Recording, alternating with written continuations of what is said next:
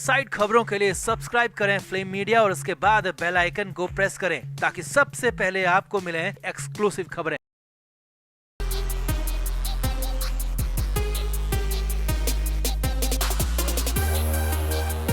तो पूरे महाराष्ट्र में खलबली मची हुई है। विधानसभा चुनाव के नतीजे आने के बाद में 26 नवंबर को सरकार का गठन हो जाएगा और महायुति की सरकार एक बार फिर से महाराष्ट्र की कमान संभाल लेगी। अब महायुति में तो जश्न का माहौल है, मगर वहीं पर एमवीए यानी महाविकास अघाड़ी में हाल बेहद खराब है। कांग्रेस हो या यूबीटी हो या फिर शरद पवार की पार्टी या फिर राज ठाकरे की पार्टी, हर तरफ हालात बेहद ज्यादा खराब है। तो विपक्षी पार्टियों से जो बड़ी खबरें आ रही है वो आपको दिखाते हैं, साथ ही साथ सरकार के गठन को लेकर क्या है बड़ा अपडेट वो भी दिखाते हैं। आप भी फटाफट महाराष्ट्र से आ रही 5 बड़ी और लेटेस्ट खबर तुरंत देख लीजिए।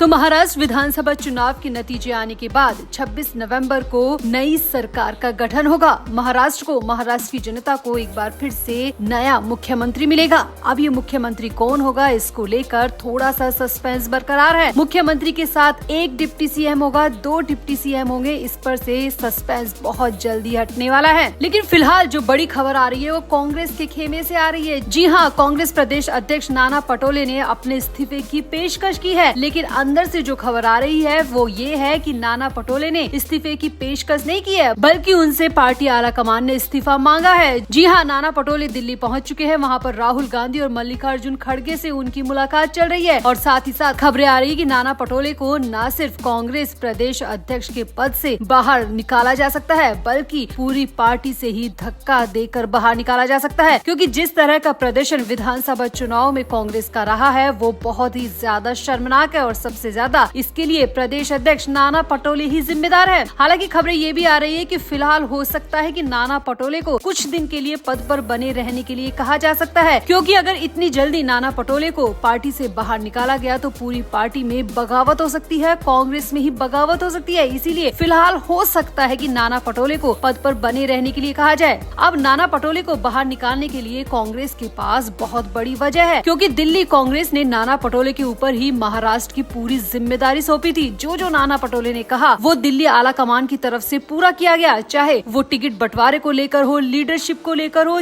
चाहे किसी भी सीट पर किसको खड़ा करना है, सारी जिम्मेदारी नाना पटोले के कंधों पर थी। लेकिन नाना पटोले का प्रदर्शन बेहद ही निराशाजनक रहा। विधानसभा चुनाव में नाना पटोले ने खुद अपने हिसाब से कांग्रेस के टिकट बांटे थे। उनकी लीडरशिप में पार्टी ने सिर्फ 16 सीटें जीती। पिछले चुनाव में कांग्रेस का वोट शेयर जहां पर 16.1% था, वो इस बार चुनाव में 12.42 ही रह गया, जो कि कांग्रेस के लिए वाकई में बेहद शर्मनाक बात है। इतनी बड़ी पार्टी, इतनी पुरानी पार्टी का इतना निराशाजनक प्रदर्शन, और इसके लिए सिर्फ और सिर्फ नाना पटोले को जिम्मेदार ठहराया जा रहा है। और हो सकता है कि नाना पटोले की 1-2 महीने में पार्टी से पूरी तरह छुट्टी कर दी जाए। इसके अलावा जो बड़ी खबर आ रही है वो ये है कि अजित पवार ने योगेंद्र को चुनाव लड़ाने की जो गलती लोकसभा में की थी उसे स्वीकार कर लिया है। जी हाँ, रिजल्ट आने के बाद अजित पवार ने भतीजे योगेंद्र पवार के अपने खिलाफ चुनाव लड़ने पर पहली बार प्रतिक्रिया दी है। अजित पवार ने कहा कि योगेंद्र बिजनेसमैन है, उनका राजनीति से कोई संबंध नहीं है। मेरे अपने भतीजे को मेरे खिलाफ चुनाव में उतारने का कोई कारण नहीं था। इसके अलावा अजित पवार ने यहाँ पर यह भी कहा कि लोकसभा चुनाव में बहन के खिलाफ पत्नी को उतारने की जो मैंने गलती की थी उससे शायद गलत संदेश गया, लेकिन इस बार चुनाव में लोगों ने मेरी भावनाओं को पूरी तरह समझा और मुझे उम्मीद से ज्यादा सीटें दिलाई, जिसका मैं शुक्रगुजार हूँ। यहाँ पर तीसरी बड़ी खबर नेता विपक्ष के पद को लेकर आ रही है। अब एमवीए इस लायक भी नहीं बची है कि वो नेता प्रतिपक्ष में अपना नेता खड़ा कर सके। इसीलिए खबर आ रही है कि एमवीए संयुक्त रूप से नेता विपक्ष का दावा पेश कर सकती है। कांग्रेस, शरद पवार की पार्टी और उद्धव ठाकरे की पार्टी तीनों मिलकर हो सकता है कि संयुक्त रूप से नेता विपक्ष का दावा पेश कर दे, क्योंकि किसी भी एक पार्टी के पास उतनी सीटें है ही नहीं, उतना शेयर है ही नहीं कि वो विपक्ष के लिए अपना नेता खड़ा कर सके। इसीलिए तीनों पार्टी एक बार फिर से साथ आ सकती है।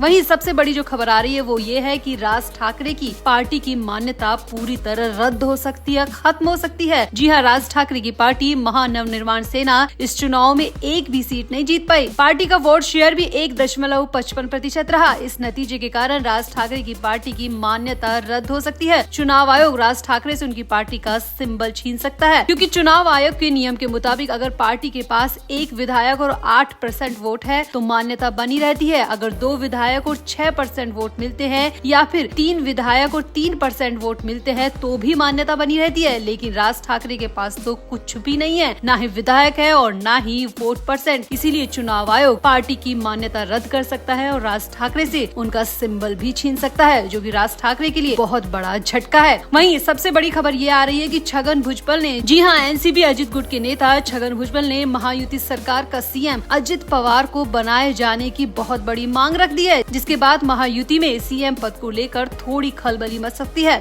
तो आपका महाराष्ट्र की इन सभी खबरों पर क्या कहना है? आप भी अपनी राय कमेंट बॉक्स में जरूर दें और ये भी बताएं कि आप महाराष्ट्र के नए सीएम के रूप में किसे देखना चाहते हैं, किसे महाराष्ट्र की कमान मिलनी चाहिए। आप भी अपनी राय कमेंट बॉक्स में जरूर दें और वीडियो को भी शेयर करें। तो महाराष्ट्र चुनाव से पहले हुए कैश कांड पर बीजेपी महासचिव विनोद तावड़े ने कांग्रेस अध्यक्ष मल्लिकार्जुन खड़गे और राहुल गांधी समेत उद्धव ठाकरे और संजय राउत को 100 करोड़ का मानहानि का नोटिस भेजा है। जी हां, 100 करोड़ का मानहानि का नोटिस तावड़े ने इन चारों नेताओं को भेजा है। विनोद तावड़े ने मीडिया के सामने आकर कहा कि बीजेपी और मुझे बदनाम करने के लिए इन चारों नेताओं ने झूठे आरोप लगाए और कहा कि मैंने जनता में 5 करोड़ रुपए बांटे हैं। इन्होंने बिना सोचे समझे मुझे और मेरी पार्टी को बदनाम करने की कोशिश की। अगर इन्होंने 24 घंटे के भीतर मुझसे माफी नहीं मांगी तो मैं 100 करोड़ का मानहानि का केस कोर्ट तक लेकर जाऊंगा। बीजेपी महासचिव विनोद तावड़े ने ये भी कहा कि इन चारों ही नेताओं के साथ मैं कांग्रेस प्रवक्ता सुप्रिया श्रीनेत को भी नोटिस भेज रहा हूँ। ये लोग जनता के बीच मुझसे माफी मांगे या फिर कोर्ट कार्रवाई का सामना करने के लिए तैयार रहे। यहाँ आपको बता दें कि महाराष्ट्र में वोटिंग से ठीक एक दिन पहले यानी 19 नवंबर को बहुजन विकास अघाड़ी ने तावड़े पर 5 करोड़ रुपए बांटने का आरोप लगाया था। बीएवी अध्यक्ष हितेंद्र ठाकुर ने और उनके बेटे क्षितिज ठाकुर ने 19 नवंबर को विरार के एक होटल का वीडियो दिखाया था। यहाँ तावड़े नाला सोपारा में बीजेपी कैंडिडेट राजन नायक और पार्टी कार्यकर्ताओं के साथ मीटिंग कर रहे थे। बीएवी के अध्यक्ष हितेंद्र ठाकुर ने आरोप लगाया कि तावड़े यहाँ पर 5 करोड़ रुपए लेकर होटल में पहुँचे थे और वोटर्स को पैसे बांट रहे थे, जबकि विनोद तावड़े का कहना है कि ये आरोप सरासर गलत है। मुझे और पार्टी को बदनाम करने के लिए ये आरोप लगाए गए। विनोद तावड़े का ये भी कहना है कि ये सारी साजिश कांग्रेस और यूबीटी नेताओं की रची हुई है, इसीलिए मैं इन चारों नेताओं को 100 करोड़ की मानहानि का नोटिस भेज रहा हूँ। बीजेपी नेता तावड़े ने कहा कि पिछले 40 साल से मैं राजनीति कर रहा हूँ और मैंने कभी ऐसा कुछ नहीं कहा। कांग्रेस नेताओं ने और यूबीटी के नेताओं ने मीडिया में और जनता के बीच में आकर तरह तरह के झूठ बोले, लेकिन अब देखना कुछ ही घंटों में इनके झूठ का पर्दाफाश हो जाएगा जब जनता का फैसला सबके सामने आएगा। जनता एक बार फिर से बीजेपी और महायुति को मौका देने जा रही है और इन आरोप लगाने वाले कांग्रेसी नेता और यूबीटी नेताओं के लिए अब कुछ नहीं बचने वाला। जनता का फैसला इनके मुंह पर तमाचे से कम नहीं होगा। तो फिलहाल तो विनोद तावड़े की तरफ से राहुल गांधी, मल्लिकार्जुन खड़गे, उद्धव ठाकरे और संजय राउत के खिलाफ 100 करोड़ का मानहानि का नोटिस भेजा गया है और विनोद तावड़े ने कहा है कि इस नोटिस के मिलने के 24 घंटे के भीतर अगर इन चारों नेताओं ने उनसे माफी नहीं मांगी तो वो कोर्ट की कार्रवाई के लिए तैयार रहे, क्योंकि विनोद तावड़े इन्हें किसी भी कीमत पर माफ करने को तैयार नहीं है। विनोद तावड़े ने मीडिया के सामने साफ साफ कहा कि उन्होंने 100 करोड़ का नोटिस भेज दिया है, या तो ये माफी मांगे, नहीं तो कोर्ट में मैं इनसे आर पार करने के लिए पूरी तरह तैयार हूँ, क्योंकि मैंने कुछ गलत किया ही नहीं है तो मैं डरूं क्यों। तो चुनावी नतीजों से ठीक पहले विनोद तावड़े का ये वार एमवीए नेताओं के लिए कितनी मुश्किलें खड़ी कर सकता है? क्या कांग्रेस और यूबीटी के नेता वाकई में 100 करोड़ के नोटिस का सामना करने के लिए तैयार है या फिर वो माफी मांग लेंगे? आपको क्या लगता है, क्या करना चाहिए? आप भी अपनी राय कमेंट बॉक्स में जरूर दें, वीडियो को भी शेयर करें।